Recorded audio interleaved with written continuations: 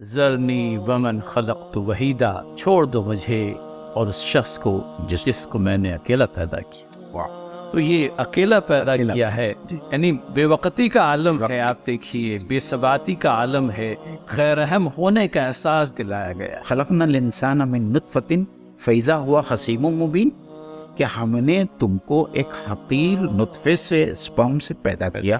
اور جو لوگ نہیں جانتے ہوں گے وہ یہ جان لے کہ ایک نطفہ، ایک سپرم اتنا چھوٹا ہوتا ہے کہ انسان اپنی ننگی آنکھوں سے اس کو دیکھ نہیں سکتا، اس کو مائکروسکوپ سے دیکھنا ہوتا ہے۔ اور پھر اللہ تعالیٰ اس کے بعد اس سے مخاطب ہو کر کہتا ہے کہ اے انسان، اے حقیر نطفے، تیری یہ مجال ہے کہ تو اب مجھ سے جھگڑا کرنے لگا ہے۔ بلکہ حد تو یہ ہو گئی ہے معین بھائی، آج کا جو ایڈوانسڈ قسم کا انسان ہے وہ تو خدا کے وجود کا ہی سرے سے قائم ہے۔ حد ہو گئی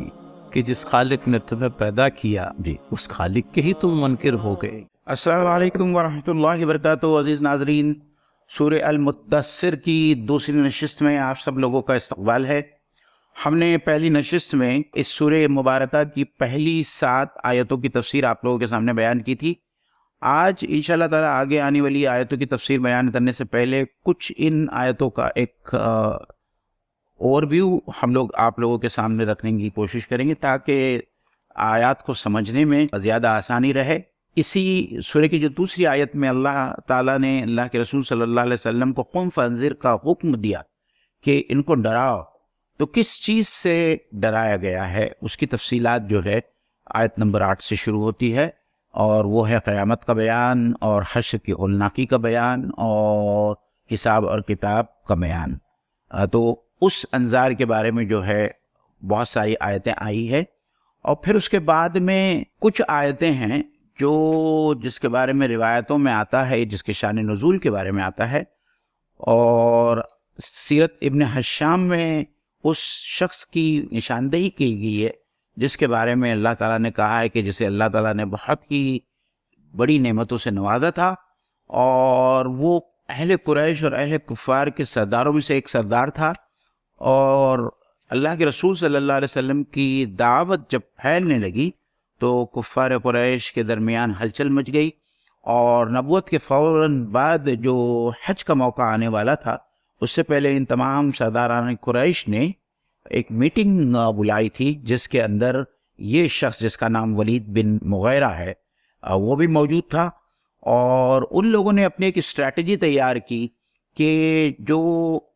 حجاج اکرام آئیں گے اور جن کے سامنے محمد صلی اللہ علیہ وسلم اسلام کی دعوت پیش کریں گے تو ہماری اسٹریٹجی کیا ہونی چاہیے، ہم اس شخص کے بارے میں اور اس شخص کی دعوت کے بارے میں ہم لوگوں کے سامنے کیا حجت پیش کریں، اور ایسا نہ ہو جائے کہ ہم مختلف آراء ہماری ہو جائے، میں کچھ اور کہوں آپ کچھ اور کہیں۔ ہم اپنی ایک اسٹریٹجی بنائیں گے کہ ہم کہیں گے اس شخص کے بارے میں اور وہ شخص اس شخص کی دعوت کے بارے میں۔ تو وہاں اسی ولید بن مغیرہ کا ذکر ہو رہا ہے، حالانکہ مفسرین نے یہ بھی لکھا ہے کہ ظاہری بات ہے کہ وہ اس قسم کے حالات میں یہ آیتیں نازل ہوئی ہے، اور اس کا اطلاق جہاں ولید بن مغیرہ پر ہوتا ہے وہیں اس آیت کا اور اس کے جو احکام ہے اس کا اطلاق ان تمام لوگوں پر ہوگا جو قیامت تک آنے والے ہیں اور جو قیامت کی مخالفت کریں گے یا تکذیب کریں گے، اللہ کے کلام کی تکذیب کریں گے اور استکبار کا شکار ہوں گے، ان تمام لوگوں پر بھی جو ہے ان آیات کا اطلاق لاؤ۔ تو میرے ساتھ آج الحمدللہ مفتی صاحب موجود ہیں، فیصل صاحب، آپ کا استقبال ہے۔ فیصل صاحب، آپ میرے خیال سے مزید اس میں کچھ تمہیدی باتیں کہیں گے اور پھر انشاءاللہ آیت بر آیت۔ محترم ناظرین، السلام علیکم ورحمۃ اللہ وبرکاتہ۔ اعوذ باللہ من الشیطان الرجیم، بسم اللہ الرحمن الرحیم۔ تعارفی باتیں تو آ چکی ہے، بس چند ایک وضاحتی باتوں کا بیان کرتے چلیں۔ یہ جو غیر معمولی کانفرنس تھی یا میٹنگ مشرکین مکہ کے سرداروں کے درمیان میں ہوئی، اس میں مختلف تجاویز یک کے بعد دیگرے پیش کی گئیں، اور ان تجاویز میں جو تجاویز شامل تھی، کسی نے کہا کہ نبی محترم صلی اللہ علیہ وسلم کے خلاف جو پروپیگنڈا ہم کو کرنا ہے، اس پروپیگنڈے کے تحت ہم اللہ کے نبی صلی اللہ علیہ وسلم کو جھوٹا کہیں، قذاب کہیں۔ کسی نے یہ رائے دی کہ کاہن کہا جائے، کسی نے یہ کہا کہ شاعر کہا جائے۔ اس طرح کی مختلف نوع باتیں سرداران قریش کی طرف سے آئی، والد ان باتوں کو سنتا گیا اور ہر ایک بات کو مسترد کرتا گیا، اور مسترد کرتے ہوئے اس نے چند ایک دلائل بھی رکھے کہ اللہ کے نبی صلی اللہ علیہ وسلم کو کذاب کہنا ایسا ہی ہے جیسے دن کو رات کہنا، کیونکہ آپ کا صادق الامین ہونا یہ تو اس وقت سے یوں کہہ لیجیے کہ مسلم تھا جبکہ آپ نبی بھی نہیں ہوئے تھے۔ پھر اس کے بعد میں کہانت کے سلسلے میں بھی یہ بات کہتا ہے کہ کاہنوں کی بڑبڑاہٹ ہم نے دیکھی ہے، اور کاہنوں کے تعلق سے جو کچھ ہم جانتے ہیں اس کے پیش نظر اس کے چلتے نبی کریم صلی اللہ علیہ وسلم کے کلام کو کسی کاہن کا کلام کہنا یہ بھی بعیدست قیاس قسم کی شے ہے۔ تو اس طرح سے اس نے ہر ایک تجویز کو رد کیا، اور پھر ابو جہل ولید بن مغیرہ کے سر ہو گیا کہ تم نے ہماری تجاویز تو رد کر دی، اب تم ہی بتاؤ کہ نبی کریم صلی اللہ علیہ وسلم کی طرف سے دی جانے والی دعوت کو نیچا دکھلانے کے لیے ہم کیا کہیں۔ تب پھر اس نے ایک ایسے شخص نے جو قرآن کے تعلق سے ذاتی طور پر اس بات کا قائل ہو گیا تھا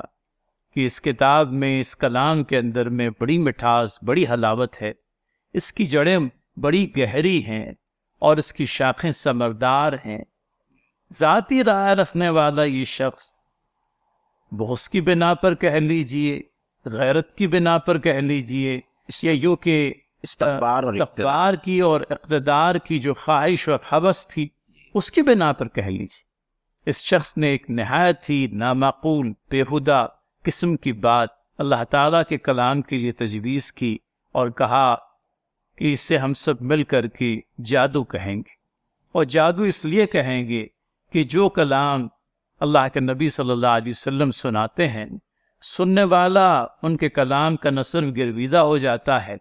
بلکہ اس کلام کو قبول کرتے ہوئے وہ اپنے ذاتی رشتوں تک سے اجنبی ہو جاتا ہے۔ تو ظالموں نے یہ بات کہی کہ یہ کلام لوگوں کے درمیان میں تفریق کا باعث بن گیا ہے، یہ بھائی کو بھائی سے، باپ کو بیٹے سے، اور اسی طرح سے خاندانی رشتوں کے اندر میں یوں کہہ لیجئے کہ ایک طرح کا تضاد پیدا کرنے کا باعث بن گیا ہے۔ لہٰذا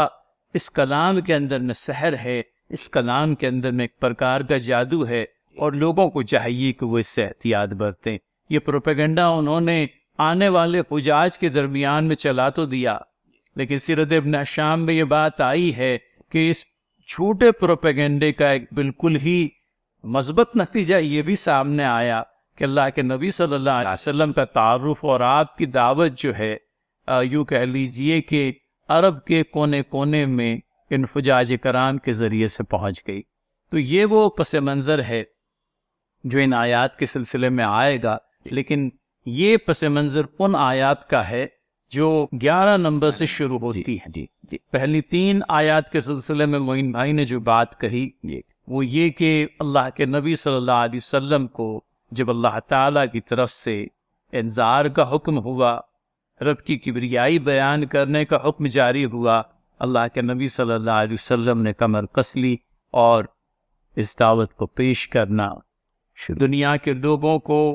اللہ تعالیٰ کی طرف بلانا، انجام خیر اور انجام بد کو واضح کرنا، یہ سارا کام اللہ کے نبی کا صلی اللہ علیہ وسلم نے کرنا شروع کر دیا۔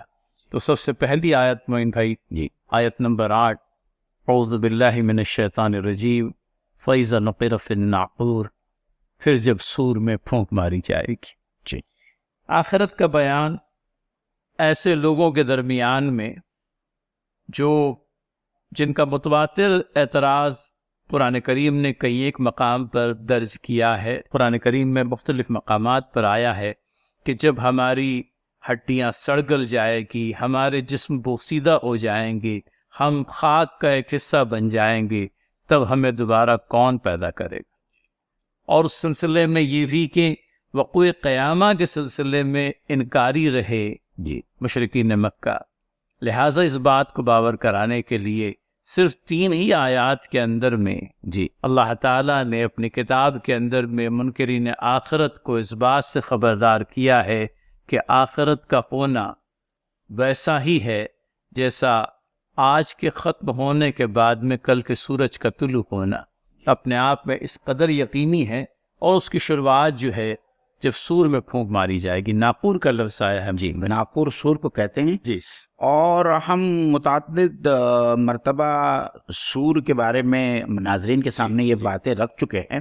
کہ بعض مفسرین کے ذریعے اور بعض شارحین نے یہ بھی کہا ہے کہ دو بار سور پھونکا جائے گا. کچھ لوگ اس بات کے قائل ہے کہ 3 بار.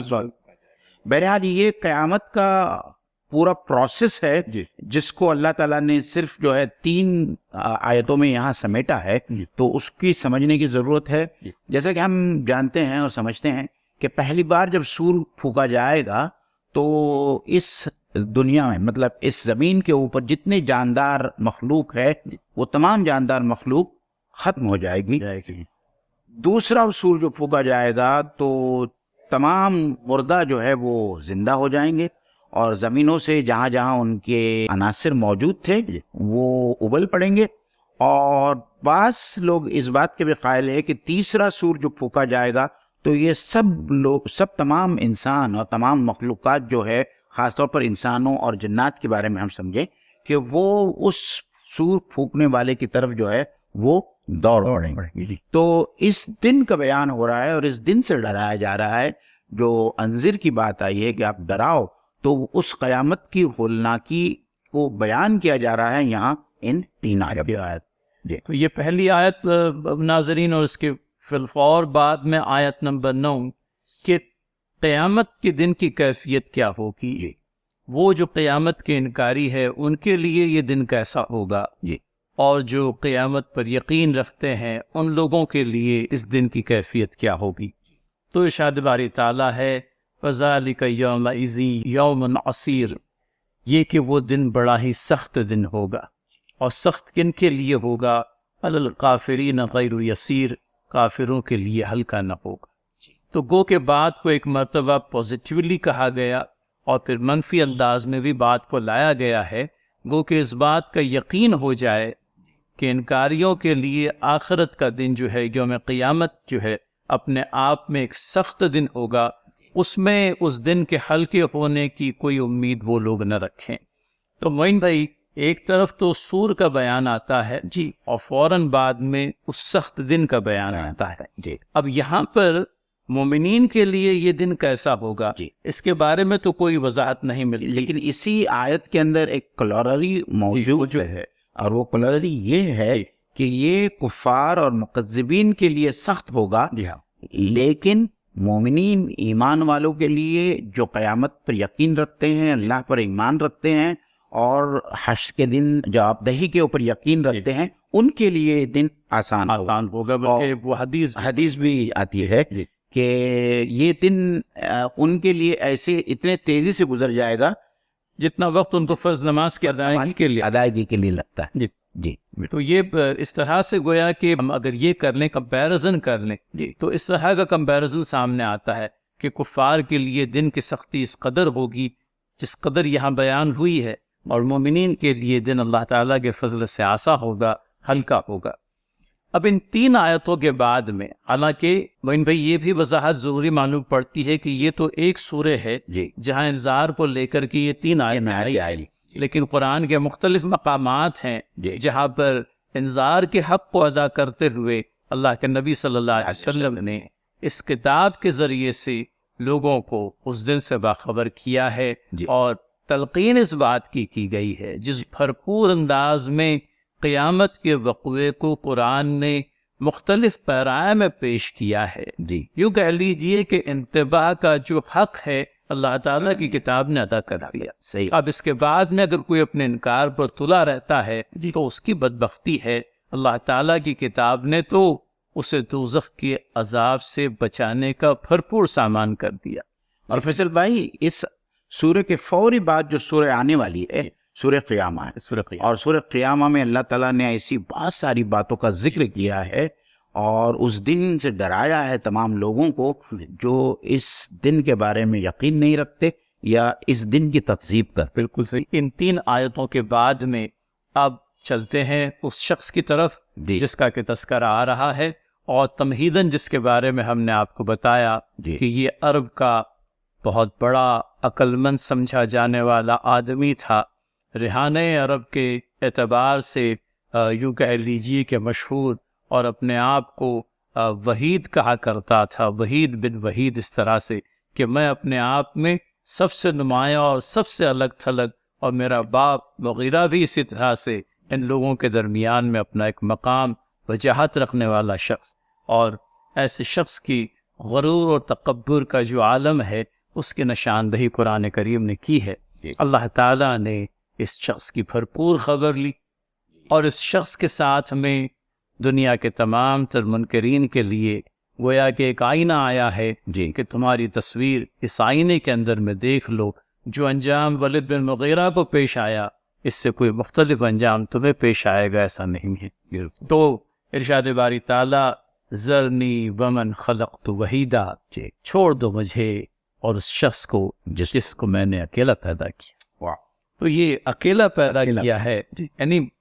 بے وقتی کا عالم ہے، آپ دیکھیے بے ثباتی کا عالم ہے، غیر اہم ہونے کا احساس دلایا گیا کہ تم کیا اتراتے ہو، تم کیا پھول جاتے ہو۔ تمہاری صورتحال تو یہ ہے کہ اس دنیا کے اندر میں ہم نے تمہیں ایک بے یار و مددگار وجود کے طور پر لایا تھا، اور آج ہمارے فضل سے جب تم نوازے گئے ہو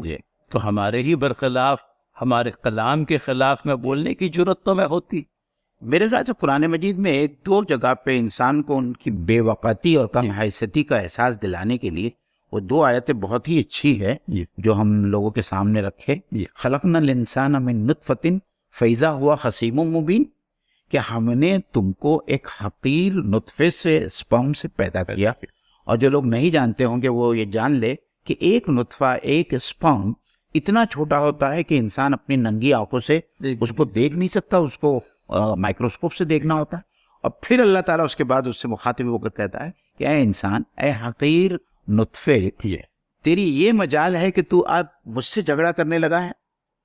بلکہ حد تو یہ ہو گئی ہے معین بھائی،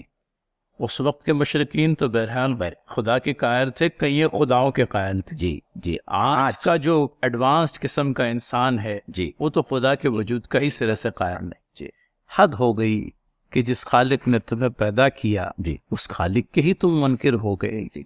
اور قرآن کریم نے ان سارے انکاریوں کو لیا ہے اچھی طریقے سے، اور بڑی اچھی طرح سے خبر لی گئی ہے۔ اس دنیا کے اندر میں سدھرنے کے بھرپور مواقع اللہ تعالیٰ نے اپنی کتاب میں ان لوگوں کو عنایت کیے ہیں، اگر سدھر جائیں تو بہتر، وگرنہ پھر ولید بن مغیرہ کی مثال سامنے رہے۔ چھوڑ دو مجھے اور اس شخص کو جسے میں نے اکیلا پیدا کیا ہے۔ فیصل بھائی، ذرنی کے بارے میں آپ بتائیے کیوں کہا جا رہا ہے؟ ہاں، یہ کہ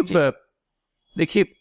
کلام اللہ تعالیٰ کا ہے، اور اللہ تعالیٰ کے کلام کو ذکر پہنچانے کے لیے، اللہ تعالیٰ کے کلام کو یوں کہہ لیجئے کہ لوگوں کے درمیان میں اس کے خلاف ایک جھوٹا پروپیگنڈا کرنے کے لیے یہ شخص جب کھڑا ہوتا ہے تو اللہ تعالیٰ اس کے معاملے کو اپنے ہاتھوں میں لے لیتا ہے، اور اللہ رسول سے کہتا ہے کہ تم اسے چھوڑ دو، تم اس کی فکر نہ کرو، اس سے نپٹنے کا کام جو ہے میرا ہے۔ اور معین بھائی، یہ جو بات آئی ہے کہ خلقت وحیدا، تو یہ کہ میں نے جسے میں نے اکیلا پیدا کیا، اور ایک دوسری تفسیر جو لکھی گئی ہے ہمیں ملتی ہے وہ یہ کہ اللہ تعالیٰ یہ بھی فرماتے ہیں کہ اس کی پیدائش میں، اس کی خلقت میں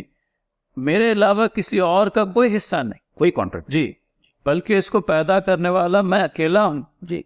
تم نے جو بہت سارے خدا مشرکین مکہ تجویز کر رکھے ہیں، تمہارے لات و عزا اور منات اور دیگر تمام، ان کا اس کی پیدائش میں کسی پرکار کا کوئی کنٹریبیوشن نہیں، بلکہ یہ پروردگار واحد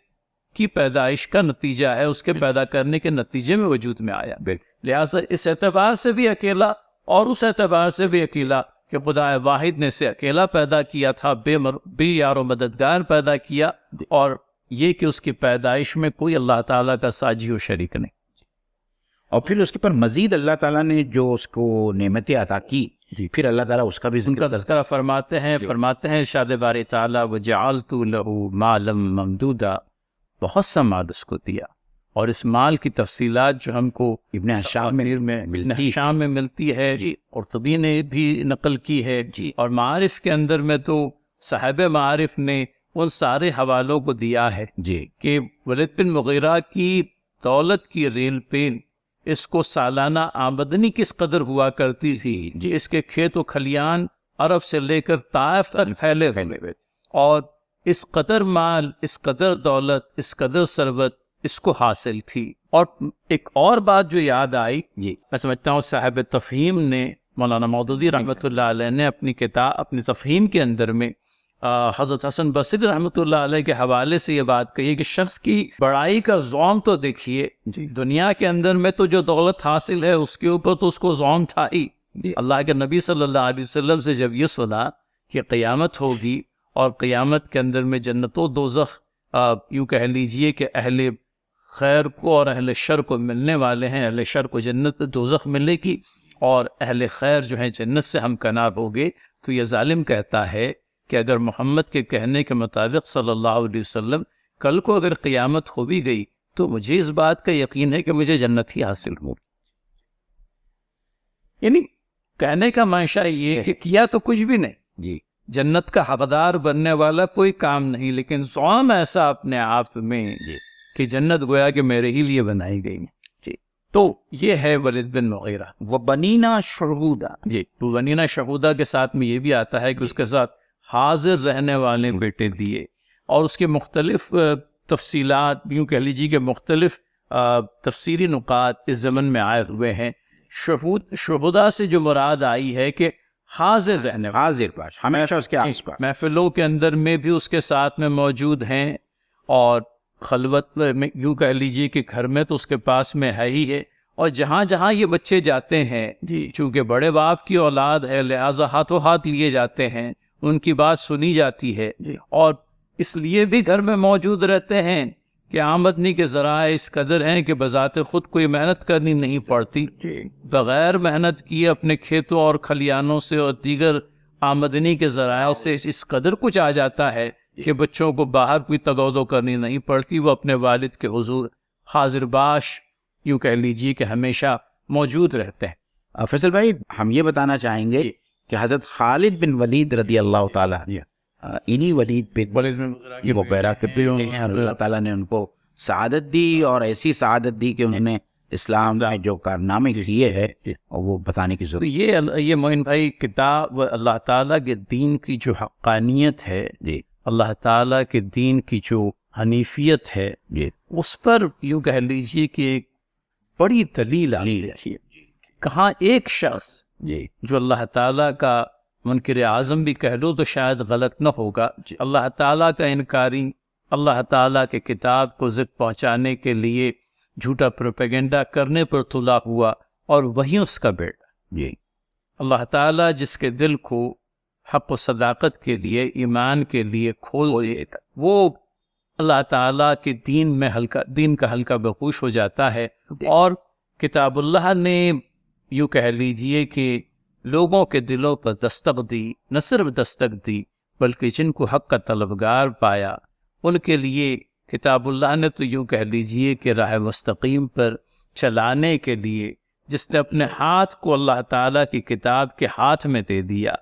تو وہ تو یوں کہہ لیجئے کہ اس دنیا کے اندر میں بھی سرفراز ہوا۔ خالد بن ولید کی مثال ہمارے لیے بہت اونچی مثال ہے، ایک باپ اور ایک بیٹا، اور دونوں کے کردار اور اخلاق کے اندر زمین آسمان کا فرق۔ کہاں ایک اسلام کا دشمن اور کہاں دوسرے کو اللہ کی تلوار، اللہ کی تلوار کہا گیا، اللہ کی تلوار کہا گیا۔ دیکھیے کہ کیا فرق ہے۔ بہت صحیح۔ پھر at the cost of repetition یہ بات کہیں ناظرین سمجھتے چلیے کہ کتاب اللہ نے کس طرح سے اللہ کے نبی صلی اللہ علیہ وسلم کی دعوت، جو در حقیقت قرآن کریم کی ہی دعوت تھی، کس طرح سے لوگوں کو ہلکا بخوش کیا ہے، اور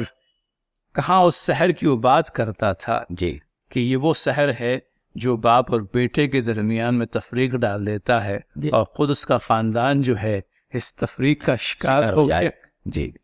تو بہرحال تاریخ ہے جو اپنے آپ کو دہراتی رہتی ہے۔ افراد کو چاہیے کہ زبان استعمال کرنے سے پہلے بہت بہت احتیاط کریں۔ اللہ تعالی ہمیں آپ سب کو اس بات کی توفیق دے۔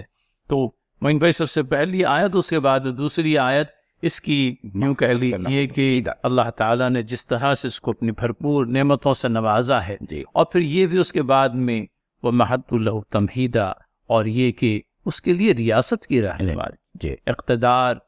یوں کہہ لیجئے کہ ملکیت، چاو چشم، یہ سب ولید بن مغیرہ کے پاس میں موجود تھا، اور خود اپنے تعلق سے جو کچھ اس نے کہا ہے میں نے تھوڑی دیر پہلے آپ کے سامنے بیان کیا تھا، تو معلوم پڑتا ہے غیر معمولی قسم کا آدمی۔ یہ جو کردار ہے،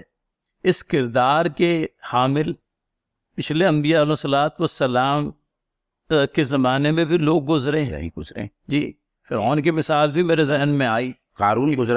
گزرا ہے جس کے پاس میں دولت کی جو خزانے تھے اس کے تعلق سے ہم پڑھتے ہیں کہ کئی اونٹوں پر چلا کرتا تھا معاملہ۔ بہرحال تو یہ ساری چیزیں تو معلوم یہ ہوتا ہے، اور پھر اس کے بعد میں اس نے یہ جو بات کہی معین بھائی، اللہ تعالیٰ کے کلام کو زد پہنچانے کے لیے اس پر جادو کا جو الزام لگایا، یہ بھی ایک ایسی شے ہے جو مشرکین اور منکرین کے درمیان میں قدر مشترک رہی ہے۔ اللہ تعالیٰ کے کلام کو یا حضرات انبیاء علیہ الصلوۃ والسلام کی دعوت کو نیچا دکھلانے کے لیے یہ جادو کا الزام تو متواتر لگتا رہا۔ تو یہ چیز ہم لوگوں کو ملتی ہے، اور میں سمجھتا ہوں سورہ زاریات کے اندر میں ہمیں وہ مقام ملتا ہے۔ کئی اس طرح کی آیت ہم کو ملتی ہے کہ معلوم ہوتا ہے کہ مختلف ادوار کے منکرین نے آپس میں اس بات پر کوئی معاہدہ کر لیا تھا کہ اللہ تعالیٰ کے نبی صلی اللہ علیہ وسلم کے ذریعے سے جو بات بیان ہوگی اس کے تعلق سے وہ یہی کہتے رہیں گے کہ یہ جادو ہے، اور یہی بات کم و بیش اس ظالم نے بھی کہی جس کا کہ آگے تذکرہ آ رہا ہے۔ تو اب اتنا سب کچھ مل چکا، اس کے بعد میں مال و دولت بھی، اولاد کی نعمت بھی، اور اقتدار بھی، پھر بھی اس کے حرص اور طمع کا جو کیفیت ہے اس کو اللہ تعالیٰ آگے کی آیت میں پیش کیا۔ آیت نمبر 15 ہے معین بھائی۔ ثم یطمع ان ازید، پھر بھی وہ طمع رکھتا ہے کہ میں اسے اور زیادہ دوں۔ تو وہ انسان کی جو کیفیت ہے جو حدیث حل من مزید، حل من مزید والی بھی، اور یہ کہ اگر احد کے برابر ایک پہاڑ دیا جائے، سونے کا پہاڑ،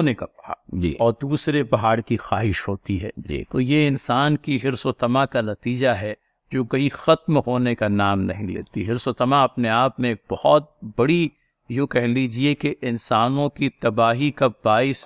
اپنے آپ میں۔ احادیث صحیحہ کے اندر میں ہم لوگوں کو حرص و طمع کے سلسلے میں بہت ہی انتباہی قسم کی باتیں اللہ کے نبی صلی اللہ علیہ وسلم سے ملتی ہے۔ طمع وہ شے جس نے انسان کو ایک دوسرے کا گلا کاٹنے پر اکسایا، اور حرص و طمع کا شکار ہو کر کے ان لوگوں نے ایک دوسرے کے گلے بھی کاٹے۔ اور فضل بھائی وہ جو حدیث ہے وہ تو میرے خیال سے انسان کو رلانے والی حدیث ہے کہ بنی آدم کا پیٹ تو قبر کی مٹی سے ہی بھرتا ہے۔ بہت صحیح۔ یہ اور اب ہم لوگ اتنا کچھ پڑھتے اور سنتے ہیں ناظرین کہ اب ہمیں کسی اور سے کچھ سننے کی حاجت و ضرورت ہی محسوس نہیں ہوتی، لیکن پھر بھی ہے کہ دنیا کا سحر ہم پر بھی چل جاتا ہے، سر چڑھ کر بولتا ہے، رشتے اور ناتوں کو بھلا دیا جاتا ہے جب دولت عزیز ہو کر کے رہ جاتی ہے۔ حالانکہ یہ دولت وہی ہے جو نہ ہمارا، یوں کہہ لیجئے کہ دنیا میں ہمارے لیے کوئی راحت کا سامان کرتی ہے، وقتی طور پر کہیں کچھ راحت مل بھی جاتی ہوگی، لیکن وہ ذہنی سکون، وہ جسمانی فرحت جو آدمی کو اللہ تعالیٰ کی طرف سے عنایت ہوتی ہے، دولت کے ذریعے سے حاصل نہیں ہوتی۔ تو یہ بات آئی ہے، آپ دیکھیے کہ پھر بھی وہ طمع کرتا ہے کہ میں اسے اور زیادہ دوں۔ اب اللہ تعالیٰ جو ہے اس ظالم کی خبر لیتے ہیں، فرماتے ہیں اللہ انہ کان لآیاتنا عنیدا، ہرگز نہیں وہ ہماری آیات سے عناد رکھتا ہے۔ تو یہ عناد ہی تو تھا، یہ دشمنی ہی تو تھی کہ کہاں تم ذاتی طور پر اس بات کے قائل کہ اللہ تعالیٰ کی کتاب، اللہ تعالیٰ کا کلام کے اندر میں مٹھاس گھلی ہوئی ہے۔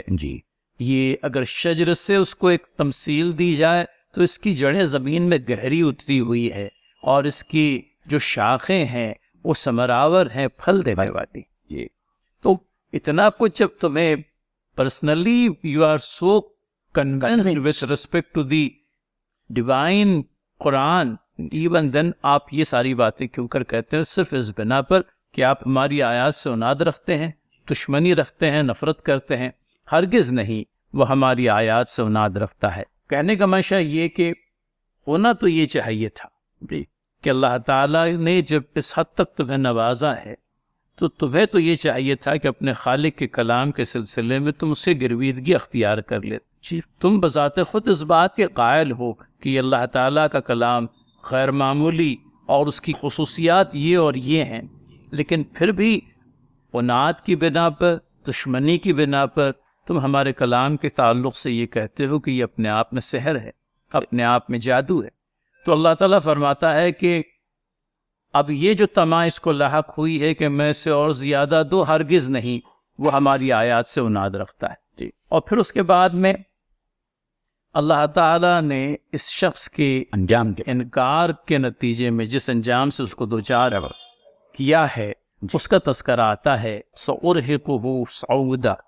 یہ کہ میں عنقریب اسے کٹھن چڑھائی چڑھواؤں گا. اس میں معین بھائی کٹھن چڑھائی چڑھواؤں گا تفسیر کے اندر میں بہت زیادہ تفصیلات تو مل نہیں پائی. جی تو معلوم پڑتا ہے کہ یہ آخرت کا جو عذاب ہے، اور ایسے لوگوں کے بارے میں احادیث میں یہ بھی آتا ہے کہ ان کا عذاب ہر پل بڑھتا جائے گا. تو اسی عذاب کی طرف اشارہ ہے کہ جب یہ مر جائے گا تو برزخی زندگی میں تو بہرحال اس کو جو عذاب بھگتنا پڑے گا وہ اپنی جگہ پر ہے، لیکن مرنے کے بعد میں جو ہے آخرت میں جہنم میں اس کے عذاب میں ہر پل اضافہ ہوتا جائے گا. تو گویا کہ ایک کٹھن چڑھائی وہ چڑھا کہ نہیں چڑھا، اس کے بعد اس کو دوسری کٹھن چڑھائی پہ چڑھنا ہے. تو یہ بات سمجھ میں آتی ہے. پھر اس کے بعد میں یہ جو کانفرنس ہوئی ہے، یہ اس کا ذکر ہے. جی ہاں، اس کانفرنس کا تذکرہ اب آ رہا ہے کہ لوگوں نے مختلف الآراء ہوئے لوگ، اور اس کے بعد میں ابو جہل نے ولید بن مغیرہ سے کہا سب کی تجاویز تو تم نے رد کر دی، اب تم ہی دو کوئی مناسب سی تجویز. ویسے ان چند آیتوں میں اس کی وہ جو پورا منظر اللہ تعالیٰ نے جو کھینچ دیا ہے کہ ایک بہت ہی گھمنڈی انسان جو اقتدار اور طاقت اور دولت کی ریل پیل کی وجہ سے سب کچھ اپنے آپ کو سمجھتا ہے اور دوسرے سب لوگوں کو ہیچ سمجھتا ہے، اس کے چہرے کے جو تاثرات ہے وہ تک اللہ تعالیٰ نے بیان کیا. اور آج اس آئینے میں ہمارے درمیان بہت سارے ایسے لوگ ہیں جن کو ہم دیکھ سکتے ہیں کہ یہ بھی اسی کیفیت کے اور اسی خصوصیات کے، اسی صفات کے حامل لوگ ہیں. تو ناظرین، یہ تمہیدی بات جو آئی ہے میں سمجھتا ہوں اس لیے بھی ضروری ہے کہ ہم بھی ان آیات کو اس پس منظر کو سامنے رکھتے ہوئے پڑھیں، اندازہ کریں کہ کانفرنس بیٹھی ہوئی ہے، مشرکین مکہ کے بڑے بڑے سردار ہیں، ولید بن مغیرہ بھی ہے، ابو جہل بھی ہے، اور ابو لہب بھی ہوں گے، اور پھر اس کے علاوہ عقبہ بن ابی معیط بھی ہوں گے. سب سرغنہ جو ہیں شرک کے وہاں موجود ہیں، اور سب اس بات کے اوپر سر جوڑ کر کے بیٹھے ہیں کہ کس طرح سے اللہ کے نبی صلی اللہ علیہ وسلم کی دعوت کو ضد پہنچائی جائے، نیچا دکھلانے کی کوشش کی جائے. اور اس میں یہ مہارتی جو ہے یہ سامنے آ کر کے اپنی تجویز پیش کرتے ہیں. تو اس کے پہلے کیا کچھ ہوا ہے؟ تو ارشاد باری تعالیٰ انہو فقر وقدر. تو اللہ تعالیٰ نے سب سے پہلی بات جو بیان فرمائی وہ یہ، اس نے سوچا اور کچھ بات بنانے کی کوشش کی. اس نے سوچا، کیونکہ یہ وہ کیفیت تھی، آپ دیکھیے فی الفور جواب نہیں دیا تھا ولید بن مغیرہ نے، تھوڑی دیر کے لیے وقفہ کر لیا تھا. اس نے کہا مجھے سوچنے کے لیے تھوڑا سا وقت دو، اور وہ مختلف تجاویز جو آئی اس پر اس نے غور کیا، کیونکہ اب مجھے کوئی ایسی بات کہنی ہے جو تمہاری باتوں کے اوپر بھاری ہے. لہٰذا سوچ سمجھ کر کے اس نے جو بات کہی اس کے تعلق سے قرآن نے پہلے تو یہ کہا کہ اس نے سوچا اور کچھ بات بنانے کی کوشش کی. اللہ تعالیٰ کی مار اس پر، فقتل کیف قدر، خدا کی مار اس پر کیسی بات بنانے کی کوشش. کہاں کلام الہی، کہاں دنیا جہان کے تمام تر انسانوں کو راہ راست دکھلانے والی کتاب، کہاں وہ کتاب جو دنیا کے اندر میں ان کی سرفرازی کا، ان کو دنیا کے اندر میں امامت بخشنے کا اپنے آپ میں بھرپور سامان رکھتی ہے. وہ کتاب جو حق اور باطل کے درمیان کے فرق کو جو ہے واضح کر دینے والی ہے، جو بینات پر مشتمل ہے، جو ہدایات پر مشتمل ہے. ایسی کتاب کے تعلق سے یہ شخص یہ بات کہتا ہے، بےہودہ بات اور بالکل ہی بے تکی سی بات، اور ایک ایسی بات جس کو کہنے کا تمہیں کوئی یارہ نہیں تھا. اور اللہ تعالیٰ صرف ایک ہی بار کہہ کر وہاں اللہ تعالیٰ نے بات کو ختم نہیں کیا، جی اللہ تعالیٰ نے اسی بات کو دہرایا. یہ اللہ تعالیٰ کی طرف سے جو مار پڑی ہے اس مار کو، یعنی اللہ تعالیٰ کی ناراضگی، شدید غصہ، اس بات کا اظہار ہوتا ہے کہ فَقُتِلَ كَيْفَ قَدَّرَ کہنے پر اکتفا نہیں کیا گیا، بلکہ ثُمَّ قُتِلَ كَيْفَ قَدَّرَ، پھر اللہ تعالیٰ کی مار اس شخص پر، اس نے کیسی بات کی. یعنی تمہارے لیے تو مطلب کوئی you are having no locus as such، تمہارے لیے بات کہنے کا کوئی مقام ہی نہیں تھا. اور تم نے ایک ایسی بات کہہ دی ایک ایسے کلام کے تعلق سے جس کے سلسلے میں تمہاری اپنی رائے ہم نے کم از کم 2 مرتبہ بیان کی. تو یہ چیز کو لے کر کے اللہ تعالیٰ کی جو یوں کہہ لیجئے کہ اللہ تعالیٰ کی جو غصے کی کیفیت ہے، اللہ تعالیٰ کے غضبناک ہونے کی جو کیفیت ہے، اس کا بیان ہم لوگوں کو آیات نمبر 19 اور 20 کے اندر میں ملتا ہے. تو پھر اس کے بعد میں اس نے یہ بات کہنے سے پہلے کیا ہوا، اس نقشے کو کھینچا گیا. جی آیت نمبر 21 میں سب سے پہلے یہ بات آئی کہ جب وہ مختلف تجاویز ولید بن مغیرہ کے سامنے آئی تو اس نے کیا کیا، ثم نظر، پھر لوگوں کی طرف دیکھا کہ تمہاری جو تجاویز ہیں وہ میں سن رہا ہوں، اور تمہاری تجاویز کا بے تکا ہونا یہ بھی تم مجھ سے سن لو. اب اس نے معلوم پڑتا ہے بہت اونچی سی کوئی تجویز پیش کی اور اپنی دانست میں یہ سمجھا کہ میں نے کوئی ایسی بات کہہ دی ہے جس کے نتیجے میں محمد صلی اللہ علیہ وسلم کی دعوت بس ختم ہو کر کے رہ جائے گی. لیکن اس منفی پروپیگنڈے کا جو مثبت نتیجہ نکلا ہے سیرت ابن ہشام میں سلسلے میں ہم کو ملتا ہے کہ معلوم پڑتا ہے مشرکین مکہ نے اس تجویز کو قبول کر کے خود اپنے پیر کے اوپر کلہاڑا مار دی. تو ثم نظر، دیکھا اس نے سب کی طرف، پھر لوگوں کی طرف دیکھا، پھر اس کے بعد میں ثم عبس و بصر، پھر پیشانی سکیڑی اور منہ بنایا. یہ اللہ تعالیٰ کے کلام پر اس شخص کا جو جسمانی رد عمل ہے وہ بیان ہوتا ہے. آدمی پیشانی سکیڑ لے اور منہ بنائے، یعنی کسی کے تعلق سے کوئی ناپسندیدگی کا اظہار کرنا، اور وہ بھی ناپسندیدگی حد سے بڑی ہوئی ناپسندیدگی. تو آدمی جو ہے اپنی پیشانی کو سکیڑ لیتا ہے، منہ بناتا ہے. تو اے ظالم تم نے منہ بنایا کس بات پر، اور تم نے پیشانی سکیڑی کس کے کلام پر. پھر پلٹا، ثم ادبر واستکبر، ثم ادبر واستکبر، اور پھر پلٹا اور تکبر میں پڑ گیا.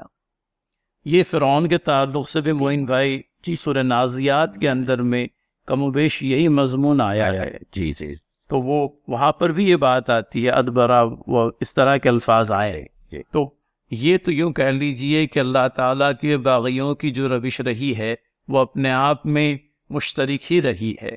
اور اس باغی نے بھی اللہ تعالیٰ کے کلام کے سلسلے میں جس طرح کا جسمانی کیفیت کا اظہار کیا ہے اس کا بیان بھی، اور یہ کہ پھر پلٹا اور تکبر میں پڑ گیا، پھر پلٹا اور تکبر میں پڑ گیا. گویا کہ انکار کلام الہی کے لیے جو چیز وجہ بنی وہ اس کا اپنا تکبر تھا، اپنا گھمنڈ تھا، اپنے آپ کو یوں کہہ لیجئے کہ مہارتھی سمجھنا تھا. تو لہٰذا ارشاد باری تعالیٰ ثم ادبر واستکبر، پھر پلٹا اور تکبر میں پڑ گیا. اور اب وہ بات بیان ہونے جا رہی ہے جو ان تجاویز کو رد کر کے اس شخص نے اپنے طور پر کہی تھی، فقال ان ھذا الا سحر یؤثر، یہ تو ایک جادو ہے. آخرکار بولا کہ یہ کچھ نہیں مگر ایک جادو ہے جو پہلے سے چلا آ رہا ہے. ایک مطلب پھر معین بھائی سورہ زاریات کی اس آیت کو یاد کر لیں. معلوم پڑتا ہے تمام تر اگلے پچھلے مشرکوں نے مل کر کے آپس میں کوئی معاہدہ کر لیا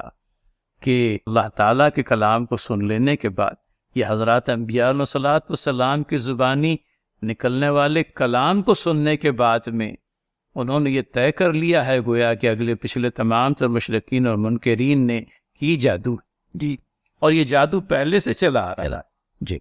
اور خاص ایمفسس اس بات پہ کیا جا رہا ہے یہاں پہ بھی اور دوسری جگہ بھی کہ ان ھذا الا قول البشر. ہاں یہ مطلب ایسا ہے کہ آپ کو اگر کسی کلام کو یوں کہہ لیجئے کہ اپنے کلام کے لیول پر لانا ہے تو آپ سب سے پہلے یہ کہیے کہ یہ قول البشر ہے، یہ انسان کا کلام ہے، یہ خدا کا کلام نہیں.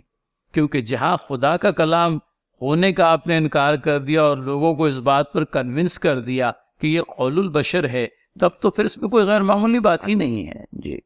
ڈیوینٹی اور ہیومن سورس، مطلب اگر سورس جو ہے کوئی ہیومن سورس ہے، ڈیوائن سورس نہیں ہے، تو بات وہیں ختم ہو جاتی ہے. صحیح. تو یوں کہہ لیجئے کہ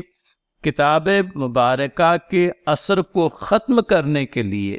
یہ بات کہی گئی. آدمی اپنے آپ میں بہت ہوشیار تھا ناظرین. جی، ولید بن مغیرہ کے تعلق سے عرب کے عقل مندوں کے اندر اشرا کے اندر اس کا شمار ہوا کرتا تھا. لہٰذا وہ جانتا تھا کہ اگر میں نے اس کتاب کے سلسلے میں لوگوں کے درمیان میں یہ بات کہہ دی کہ یہ قول البشر ہے، تب تو پھر جڑ ہی کٹ گئی. کیونکہ اللہ کے نبی صلی اللہ علیہ وسلم نے اللہ تعالیٰ کی طرف سے نازل شدہ وحی کے سلسلے میں لوگوں کو یہ بات باور کرائی کہ یہ اللہ تعالیٰ کی طرف سے. جی، اور اللہ تعالیٰ کی طرف سے ہونے کے نتیجے میں یہ کتاب کا مقام جو ہے اپنے آپ میں بلند و بالا ہو گیا. یہ کتاب کا مقام اپنے آپ میں منفرد ہو گیا. اس کو ایک امتیازی شان حاصل ہو گئی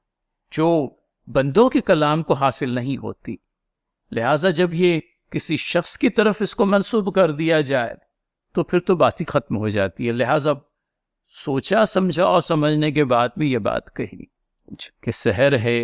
جو پہلے سے چلا آ رہا ہے، یہ کوئی الہی کلام نہیں ہے، یہ کوئی ڈیوائن کلام نہیں ہے، بلکہ یہ اپنے آپ میں قول البشر انسانی کلام.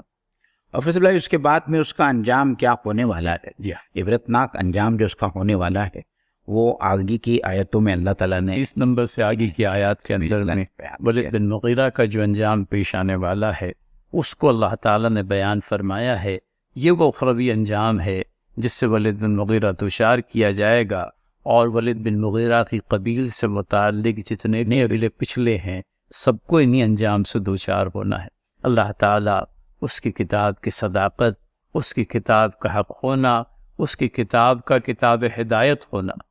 اس چیز کو ہم پر اور بھی اچھی طرح سے باور کرا دے. ہمارے دلوں کو اللہ تعالیٰ اپنی کتاب کی گرویدگی اور محبوبیت عنایت کر بارے. آمین. اس کتاب کو ہماری زندگیوں کے لیے ہدایت، ہماری قبروں میں یہ نور اور ہماری آخرت کی نجات کا باعث ذریعہ بن. آمین یا رب العالمین. ناظرین، جڑنے کے لیے آپ سبھی کے حق میں جزاک اللہ، اور امید کرتے ہیں کہ آپ اس سلسلے کو مزید لوگوں تک پہنچانے میں ہمارے معاون ہوں گے. السلام علیکم ورحمۃ اللہ وبرکاتہ.